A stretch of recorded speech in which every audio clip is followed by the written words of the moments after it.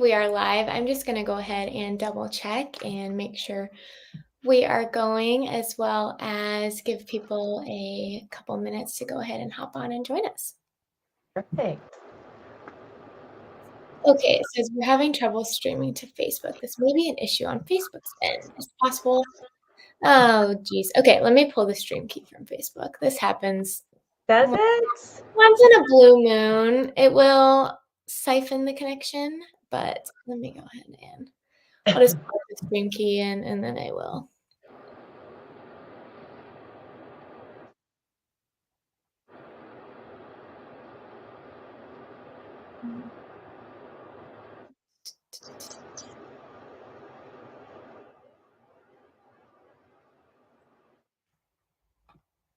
I just have to add a new destination here.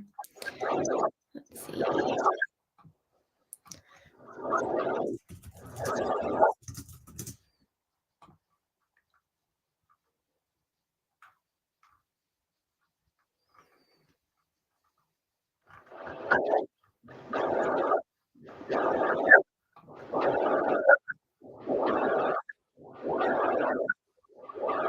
Streaming stream key. Okay, just got to copy and paste it here.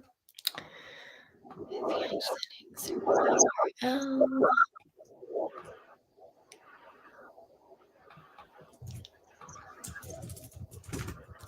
Sorry. Let me just add it here. Okay.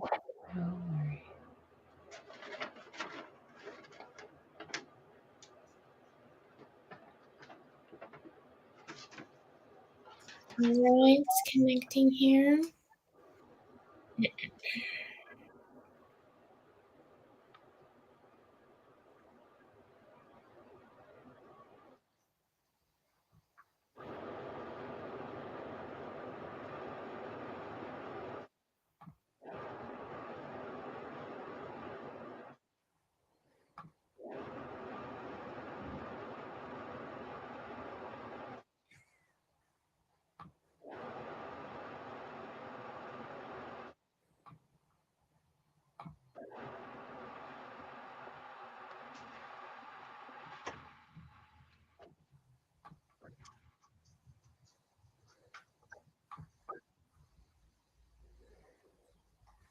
Okay, just add the title.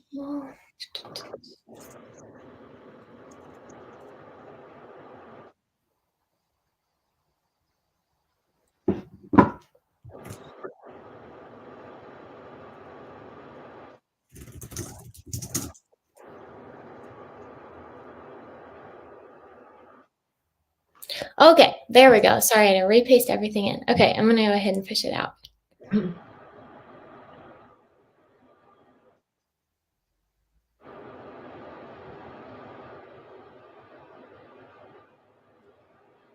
All right, I believe we are live. I'm just going to double check it and make sure I can see us out. All right, I think we are there.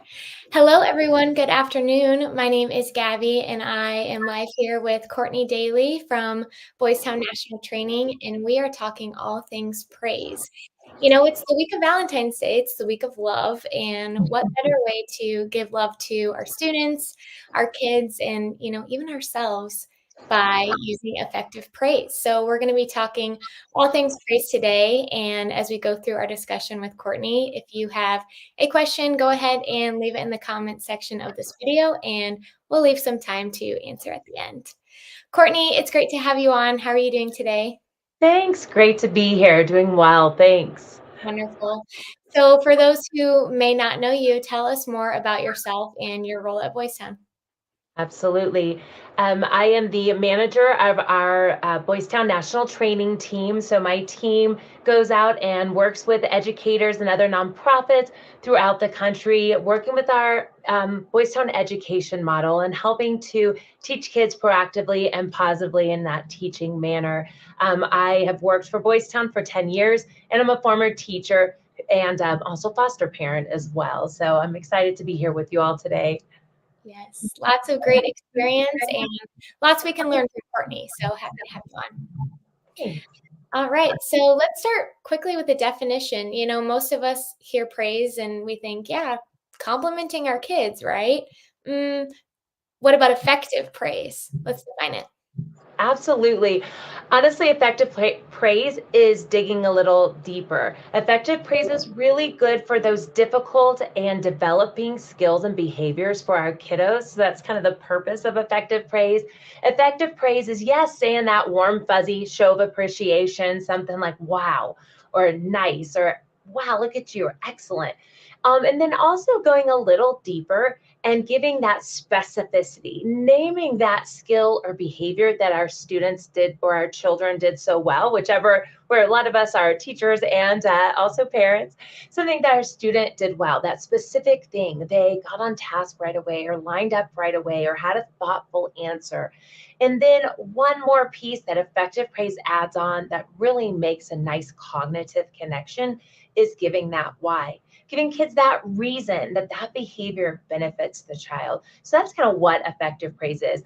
Can give you a couple examples too, Gabby, if you'd like. Yeah, would love to. Absolutely. So one is you might say to a kiddo, nice, you started on your work right away, and this helps you finish a little bit sooner. Another might be, I appreciate the way you're paying attention. You're being a nice role model for others. Mhm.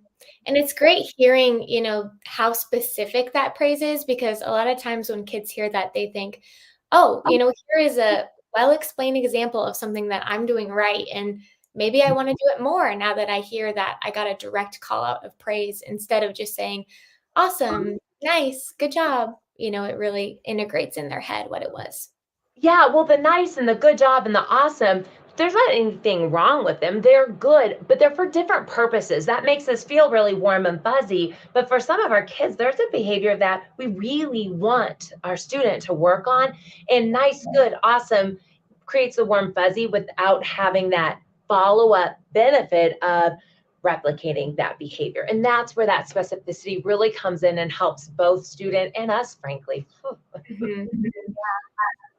So, being a warm fuzzy, what are the other psychological benefits of receiving praise as a student?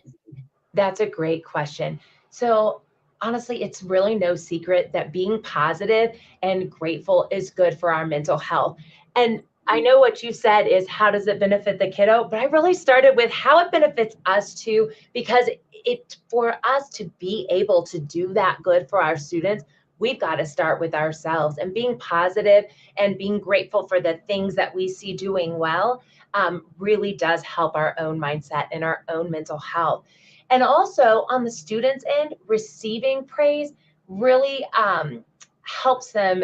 I want to go back for a second. Receiving praise that is genuine, because that genuineness has to be stated, because kiddos know, right? So giving that genuine praise and kiddos receiving that really helps their well-being as well and ours too. Mhm. Yes. So, a lot of the times in the classroom, there can be conflict, as you surely know as an educator yourself. Can praise be used as a means of conflict resolution? Absolutely. Praise can definitely be used as a means of conflict resolution because it shines a light on the positive that the other person is doing well. And this is good in the classroom. Notice I said other person because, yeah, it's good in the classroom with kiddos, it's good with your own kiddos. Goodness, it's good with your significant other. Don't tell them I said it, but it definitely is. It'll help all areas of your life, including the checkout person, right? Because we all encounter conflict, and noticing what the other person is doing well or that's helpful really helps to pull back that conflict situation. Generous praise can flip the script of conflict, and I really cannot talk about conflict and praise without mentioning empathy. Right. Empathy has an important role that cannot be overstated when helping to pull back those moments of escalation or conflict, because empathy looks at the person in front of you and connects that we've all had a hard time. Maybe I don't understand why this student or person is having a hard time, but it's not for me to understand. It's for me to connect as a human that I've had a hard time too. So together we'll work this out. Empathy is a fantastic, phenomenal way to help pull back conflict. So I really suggest you use both praise and empathy.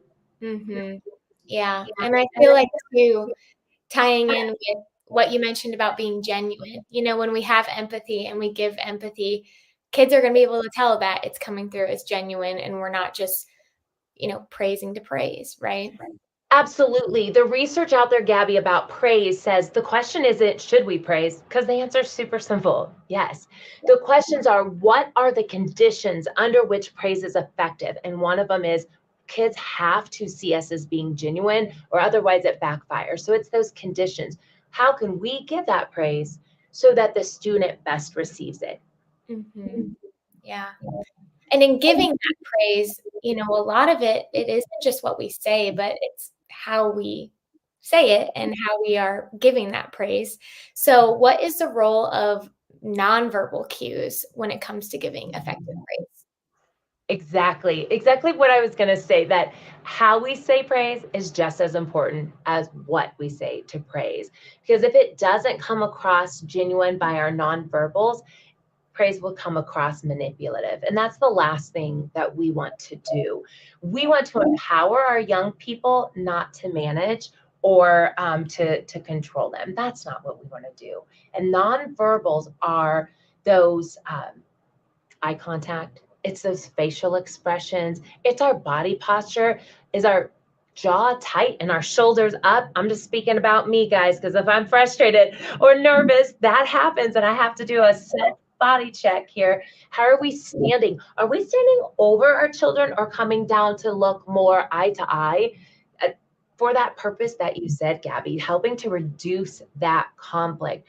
Those nonverbals are just as important. Kids will wonder, um, you know, if they'll just kind of doubt that praise if we're not watching those. And so it's really super important because to have those good nonverbals, because kids won't care what we know until that they know that we care.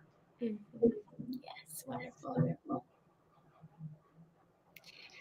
So, why is praising our children so important, especially in the classroom when maybe they need it most in there?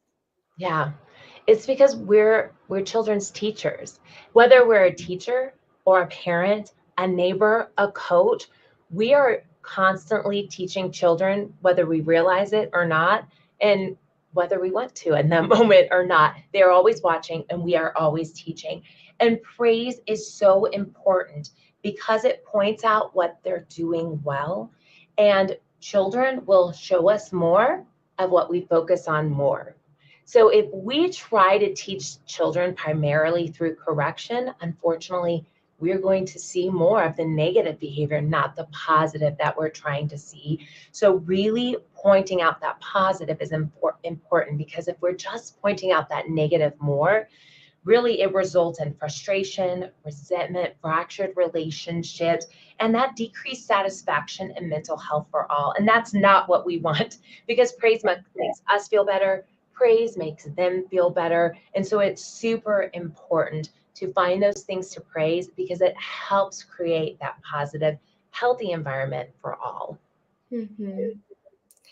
You might be watching this live as an educator thinking, "Okay, I'm learning what praise is. I know that I need to give specific praise for it to be effective.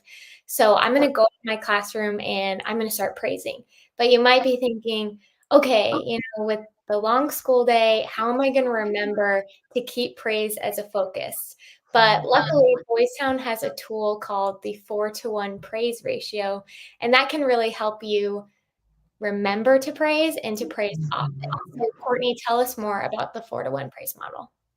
Nice. Awesome. Yeah. The 4-to-1 praise model is, in essence, saying more positive things to our students than those critical corrective statements. Boys Town believes that at the end of the day, our students should have received, on average, 4 positive statements to each corrective statement, the average of 4-to-1. And really, you know, for some people, praising is a little bit more difficult. And we have to honor that, because some people, it's really difficult. And so when that's the case, really it is just making a commitment that I'm going to try this because I know the benefits. I know it's a leap I need to make and want to make for the benefit of my students and myself. So now it's one, being intentional, and two, maybe having a little trick for yourself. Maybe you have some bracelets on your wrist that if you hear yourself saying a correction, you move one of those that looks different than the others over here to go, whew, I need to move these others over here as well. Maybe it's little beads, or heck, you elementary teachers, you've got those little bears, those counting bears, right? Something to move over to say, I've got to focus on that positive because I know that's where the real teaching goodness happens. Funny you mentioned bracelets, Courtney, because hopefully within this week, we make sure you're following along on our social pages because we actually made our own bracelets and we're going to be offering them to educators and schools. So if you're not following our page already, make sure right above this video you click follow on our page and we will be posting more about it, and we'll make sure to link the bracelets in the comments of this video once those are released and up on our website, hopefully in the next couple days. Very good. Thanks, Gabby. That's exciting. Yes, very exciting. Awesome. So, when teachers and educators are in the classroom, how can they tailor praise to suit those individual needs of each student? Absolutely. Great question. One, watch, observe, listen, and get to know your students. That helps us to know what their strengths are, capitalize on those strengths, and their areas for improvement. That just proximal learning development that's there. And then tailor our praise to what that student needs are, where we want them to move, the skill or behavior they need to learn to be more successful, and then use that effective praise. Make sure to incorporate that specificity for those developing or difficult skills that kiddos and behaviors that kiddos exhibit. And watch for improving behavior. I'm not talking perfect, right? I'm talking those baby itty bitty scooches forward. Pull out that magnifying glass behavior. Notice those itty bitty tries and use specific praise to really get in there to notice that improving behavior.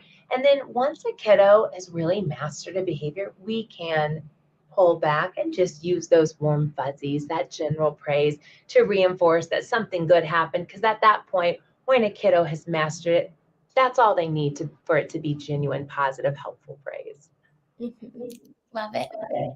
We just have one more question for Courtney. So if you are watching live and you have a question on praise, now is the time to leave it in the comments to get it answered in time.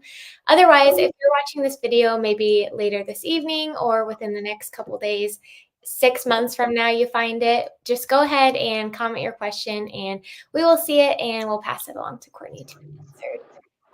We also have several other resources on praise, so we'll make sure to link those in the comments from Boys Town National Training and boystown.org. Okay, Courtney, so our last question here is, how can educators incorporate praise in the classroom to enhance learning? I know we've talked about many ways, but if you have any final thoughts on that. Absolutely. One, be intentional and make a commitment to yourself and to your students. Identify those areas for improvement, whether it's whole class, small group, or individual students. Determine how and what to say to reinforce and give praise for those positive behaviors and those slight improvements, and determine how you'll know if this praise is working. Think about, how will I know? How will I mark it? What kind of data really will you take to know if things are getting better? Because we don't want to just rely on emotion or thoughts of if it is or not working, but really take some data, like, are they getting on task right away, or is this child accepting no by sitting down and not arguing? Keep track of it and then revisit it. Look at your data, see if it's working, see if that behavior is improving, and celebrate those successes with you and your students, and then adjust as necessary. It starts with intentionality and commitment. Wonderful. All right, perfect. Well, Courtney, it has been a joy having you on to kind of kick off this celebration of praise and our Teach Love effort this week. Like I said, make sure you're following along to know when we release our praiselets to get them for you and your classroom, your colleagues and schools all over the place, we will be offering them. So we're really excited about that. And it'll be awesome to have a tangible tool to tie in effective praise. But Courtney, we love to have you on and know you are welcome back anytime. And thank Thanks, you. Gabby. All right. Have a good rest of your day. Bye-bye. Bye.